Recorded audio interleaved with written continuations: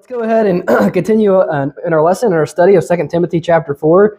First of all, I appreciate the opportunity to do this, and I always want to express that gratitude for a couple of reasons. One is last week I said something, and Barb approached me afterwards, which I appreciate this, and I want you guys to understand that I think anybody who stands up here echoes the same sentiment that it doesn't matter how long you do this or how much you prepare, you still feel like you come up here and know about 1/100% of everything there is to know, and that somebody else out there is going to, come back at you with something that you're not prepared to respond to. So I always welcome, challenges or objections. But anyway, I said something. I don't know how I got it switched up in my head, but that lordship salvation was. I got the two categories confused. So lordship salvation meaning the idea that you must submit to God as Lord in order to be genuinely saved. That should be evidence of a true believer. And I was speaking about it the other way, almost like, I don't know if I'm making any sense now, but I had the category switch, right? So somebody who submits to Christ as Lord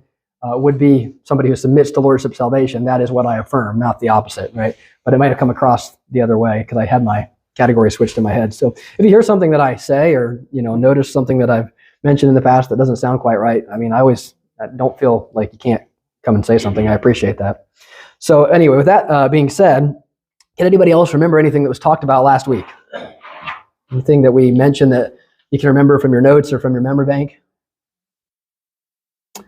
We're talking about different evil, 6 different types of evil. Oh yeah, well that was actually kind of a summary from the previous week, right? Well, yeah, but you're right. We kind of went deeper into that sixth characteristic, or not characteristic, but the sixth point, which was the alternative to evil, the antidote to evil. So remember, in context here, especially if you haven't been with us, Paul has been talking to Timothy about